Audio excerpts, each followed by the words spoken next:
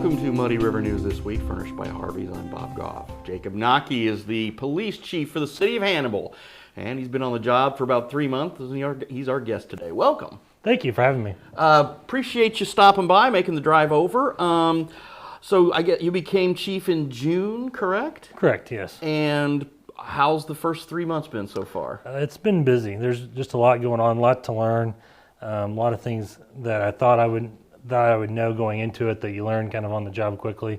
But so far it's been good. It's just a lot of going here and there, and trying to pick everything up and move quickly. But you were no stranger to the department, obviously. No, I've been with the department since 2006. It's my first full-time law enforcement job.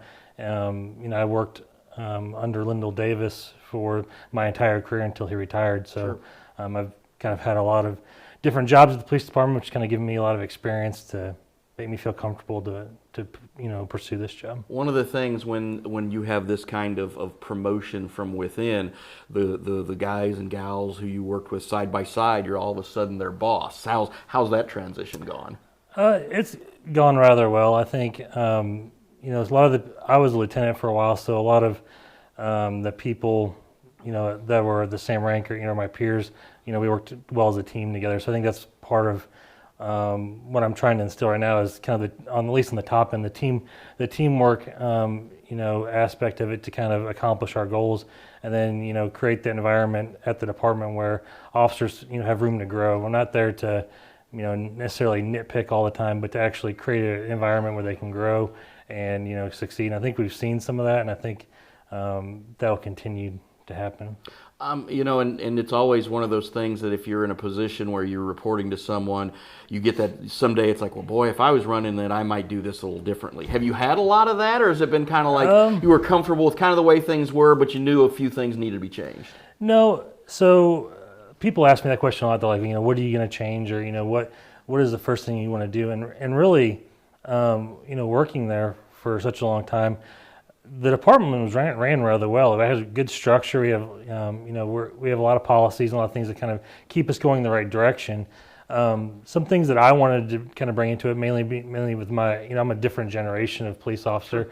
As much as I don't like to talk about generational things with people these days, but I'm a younger generation. I kind of grew up more on technology, so I wanted to bring more technology to the job. I wanted to expose the public more to what we do on social media.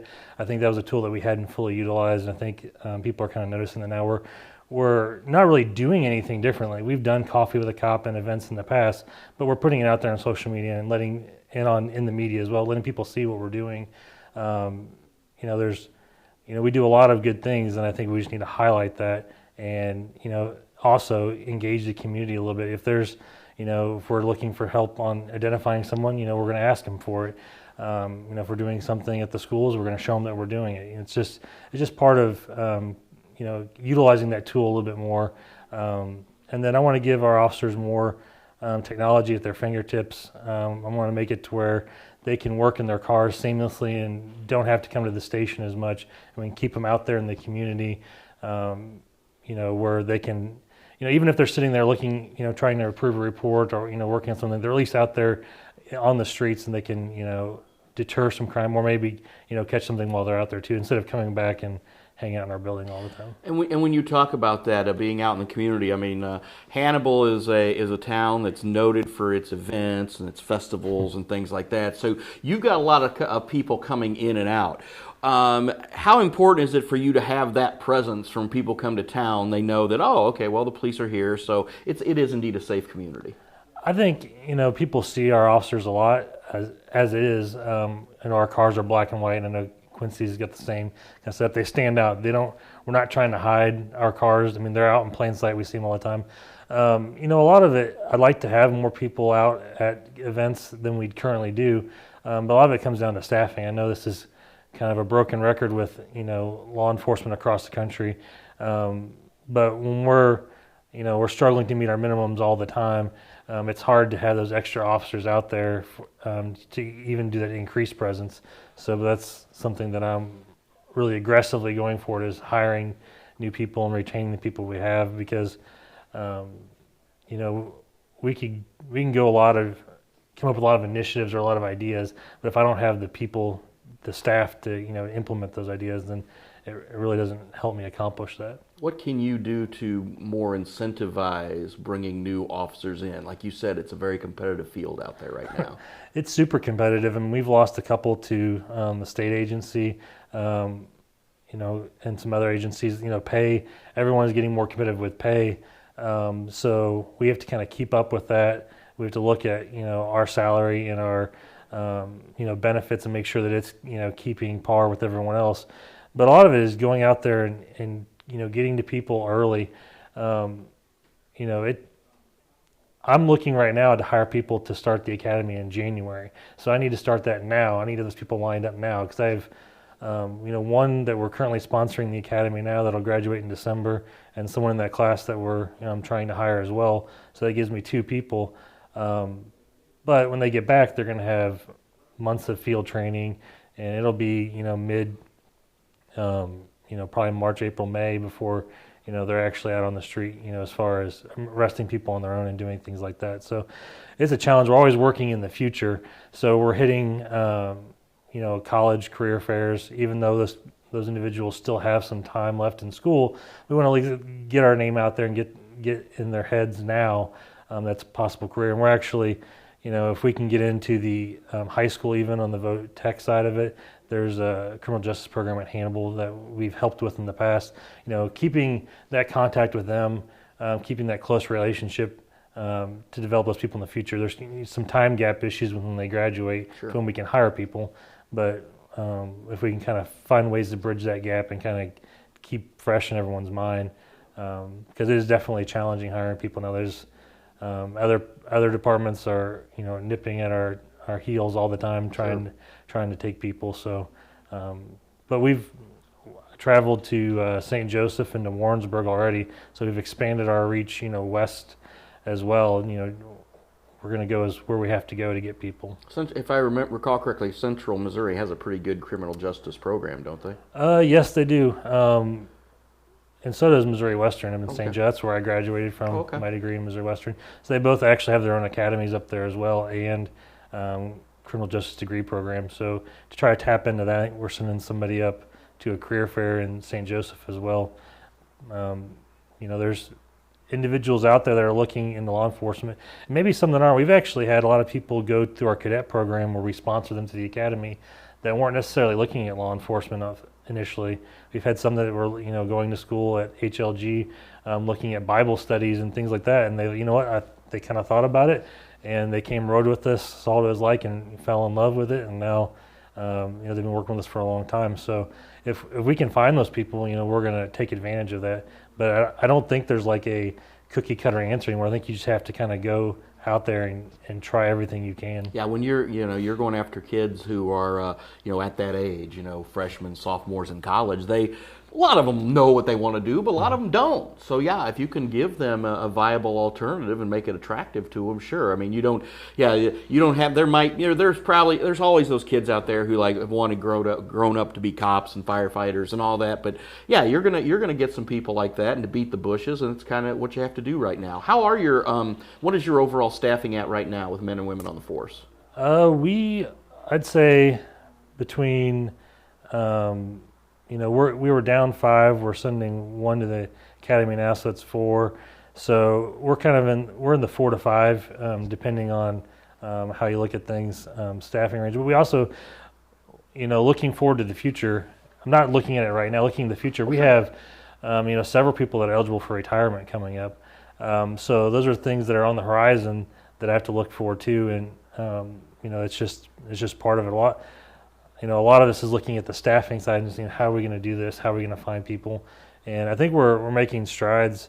I just when we're looking at these newer people, trying to hire them, especially people that have had some experiences, is to kind of show them that if you're looking at this job versus another job outside of law enforcement, there's a lot of reward in law enforcement. There's a lot of good things you can do, and it's truly never especially when you're working in the street. Every day is always different. There's always something, or you'll have some call that you're like, man, this is just, you'd never see this anywhere else unless I was working in law enforcement. And that's the one thing that I think could be a draw to people is that you're not going to sit in a cubicle and enter data into a computer all day long. You're actually going to be out there. You're going to be in your car, meeting people, dealing with people that are in times of crisis. There are other things when you can be that person, and you get a front row view to a world that a lot of people don't get to see. What's the biggest crime problem in Hannibal these days?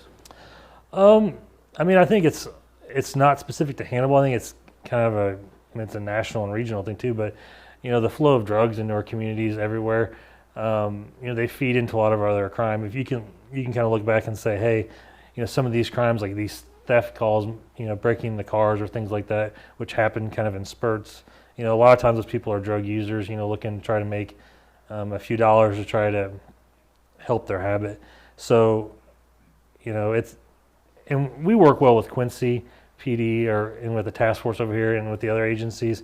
And, it's kind of a collaborative effort because Quincy and Hannibal and the rural areas, Palmyra, New London, we're also interconnected with travel. People are up and down the highways every day. That really our problems are their problems and their problems are our problems. So I think we've done a decent job, working with those agencies. But going forward, that's what we have to do. We have to keep our foot on the gas when it comes to the narcotics enforcement, and stay proactive. We have a lot of our activities get focused on actually street crimes, actually working out on the street and targeting those areas that the public gives us the information. Usually we don't just say, hey, I think that house over there has a drug dealer, and usually it's like we get either emails or we get phone calls from people saying, hey, I think there's something going on in my neighbor's house. There's always cars there. Then we look into it and we develop a case from there. But sometimes, having an officer in that area, specifically knowing kind of a geographical area we want to focus on, that works well too, to kind of address some of those issues, especially when it's complaint driven like that by the neighbors. And you're so right that it is a regional problem, and it's trafficked, like you said, up and down the highways and everything. So it's good to have those relationships that you work with the other towns, and of course, in your own county and Marion and things like that. I guess last thing to wrap up with, as you look to the future, you talked about staffing and what you'd like to bring to the department. Where do you envision the HPD to go over the next 5 years? I'd like to see us be at least close to fully staffed. I know that's a dream. Yeah. Usually, I've been saying that since the 16 years I've been here. Is hey, we're always, as soon as you get fully staffed, you lose somebody, and back and forth. But I'd like to see a motivated department of officers that are truly integrated with the community, not just people that come to work and go home, people that are actually involved in the outside aspects too, and have a department that gets out there and interacts with the different organizations, with the schools. I think we're doing that. I think if we keep building that culture within the department and within our community, that it'll just take off. And I think that in the future, I think that's what I'd like to see is our department to be really connected with the community and and facilitate change that way. I think that's the best way we can really go after some of these things is be out there in the community and be part of the community. Well, Chief, I appreciate your time and good luck the rest of the way. All right, thank you. And that's all we have for today. I'm Bob Goff. We'll see you next week on Muddy River News This Week.